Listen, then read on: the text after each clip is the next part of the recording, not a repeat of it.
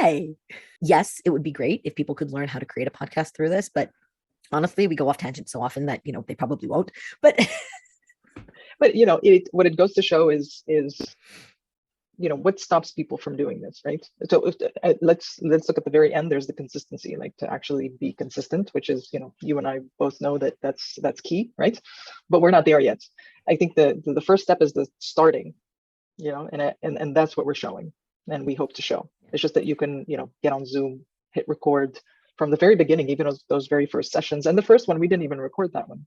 I was like, right. Yeah. Yeah. Right. But the thing is, you said this last time, I think.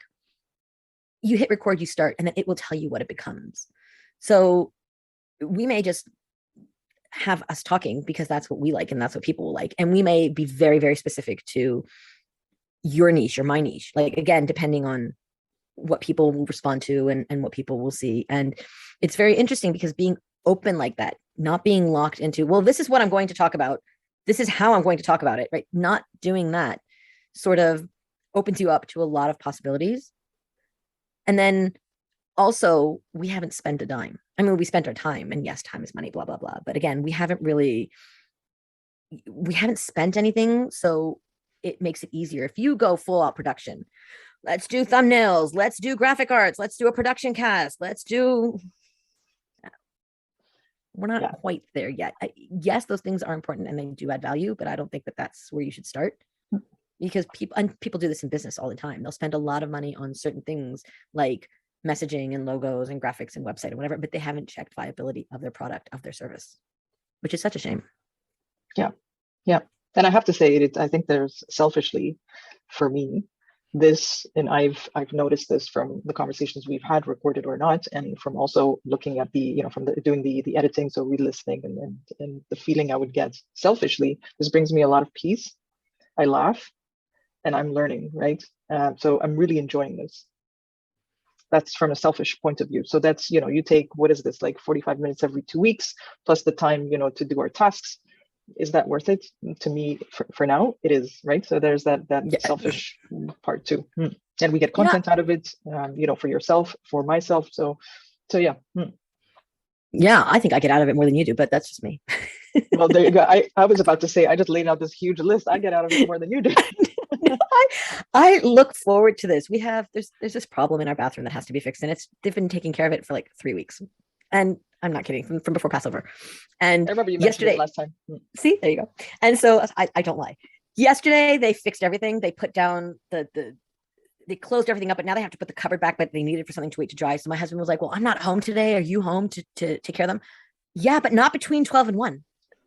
I'm not available between 12 and 1. I don't care what they need. I am not available. It's a bit creepy, spooky. I don't know. And then my brother. That's not creepy, spooky. No, but the rest of the stuff is a little, and I think my brother got this to sort of bring some joy into the house. So yeah, I thought it would be nice to have it here. My family is obsessed with animals. We have a huge plastic box with over 650 animals. And if you ask me how I know that there are over 650 animals, it's because there's an Excel spreadsheet that my family has put. Yes way.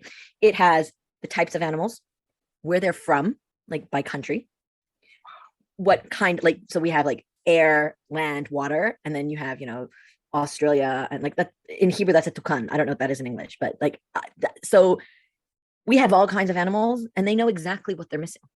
So my son and my husband can tell you, we're still missing that little bird that nobody knows and nobody's ever seen, but they know that it exists and they don't have it. Oh my God. Is that your working? Did you like just get them? No, I would like to say, for the record, I had nothing to do with this Excel spreadsheet. My husband is in finances and he does Excel as well. So that was all on him. It started by, we wanted our daughter to learn Excel because, you're never too young to learn how to do a spreadsheet. I mean, she is our daughter and we love Excel. So, and she wasn't really interested in the animals. So that was their way to bring her into the game.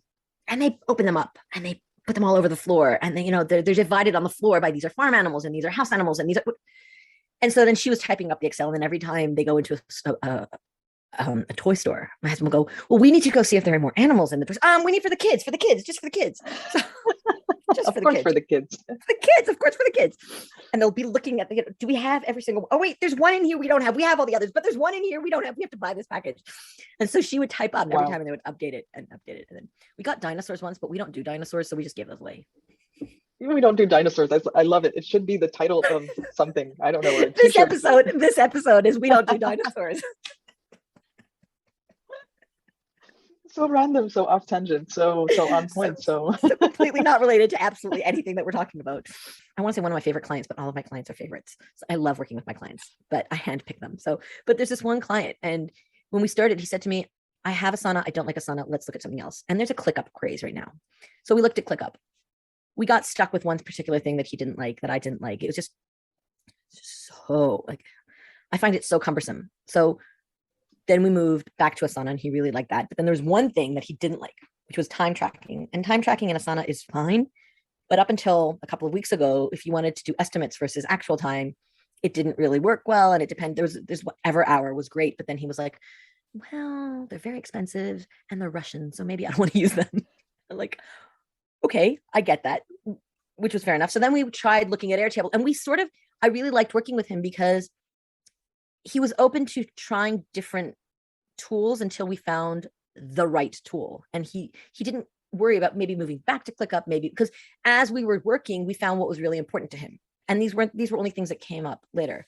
So the fact that you're not locked on a tool and say, this is the tool that I want, right? You know, this is the workflow that I want, and whatever tool is going to give me that better workflow is the tool that I'm going to use. ClickUp does emails like based on a trigger, based on a template really, really well. So if that's the bulk of what you want to do, when, you know, different stages, you want people to move to different whatever, ClickUp is the solution, but it does other things really badly. So, you know, it's always a trade-off, and you have to say what's more important to you, what's less important to you. What are you willing to invest more time setting up than others? I've had everything from somebody ask me, will you be on my podcast? Yes. And then they'll send me a link to Calendly, and it has 3 different meetings, 15, 30, and 60. It's very clear that these are customer oriented meetings. And that's it. And I don't know which one to pick because I don't know how long the podcast is. I don't know what to do. So that's the process that works, but it's like, whatever. And then I've had someone who was like, send me an email. Would you be on my podcast? I was like, yeah, sure. And then I got a full form. And that form was obviously automated. Like there were automations in the background, and it was just wonderful to see. And I complimented them saying, you know, this was a really great process for how you should be onboarding guests to a podcast.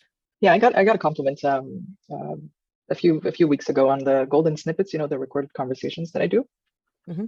on the whole process to get on and everything. And it's just literally a Calendly, but I think it was more related to, you know, maybe the description, the name, you know, most people don't pay attention to those details, you know. So let's say someone, you know, or in this case, I asked her if she was up for it, and I would love to have her on.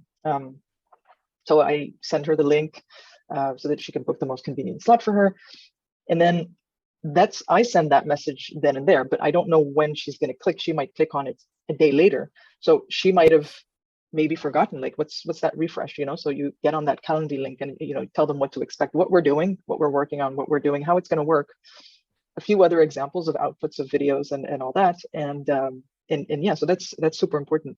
Everything that you set up needs to be viewed from the eyes of your customer journey. You know, anything that you do in general for your business. And I once heard of the CEO of IKEA Israel, I think this is years ago, who decided to go on the floor, and he spent a day in every department seeing, like working with them, not just watching, overseeing them, doing the work with them. So he learned his customers, in his case, his customers were actually his employees. He wanted to see what they were going through, but he also saw what his customers were going through when they were working through there. So he got the benefit of both. And first of all, yeah, employees are the customers of the CEO for sure. And you want to make sure you have a good customer employee journey there. Nobody's going to be interested in listening to us for 45 minutes. No offense. You and I have fun. We laugh. I cry, but you know, just because it's just hysterically funny, and I'm sensitive. That's all I have to say. Not really. This is going to be like the first test of seeing, you know, one full, since we hit record, to now we'll say goodbye, everyone, right? So that we can add that at the end. This is going to be the first test to see if, you know, how much time does it take to get out of this, like an engaging 10 to 15 minute piece. So we'll see. Yeah. We'll see. And then how's it working with the script for you with the long piece? Did you give me a version with the subtitles for the long piece? I don't think no, because it's YouTube, so I'm counting on YouTube doing that. On YouTube doing that, we just have to choose the language, I think, and it just auto generates. Yeah. Okay, so I'll take care of that. I'll do that now after we're done, and then so YouTube will auto generate the subtitles for that because that's not going on social media like other social media. So no, we could just and we can edit the YouTube actually directly in YouTube. YouTube has great people like pay for this, but YouTube has a great subtitle functionality. It doesn't always work, but it has a great functionality. Before I decided to pay for the script, I used to use YouTube. So I used to upload videos. This was like a year and a half ago. I would upload videos like in bulk and then just go on with my day and then check in later because some would auto generate, within the next 5 minutes. Others would take a little bit longer. So I just come back and I would download the SRT file and plug it into, I think at that time I was using iMovie. So yeah, it works really well. It just, like you said, it's just a matter of having it run in the background and doing other things, let it run overnight.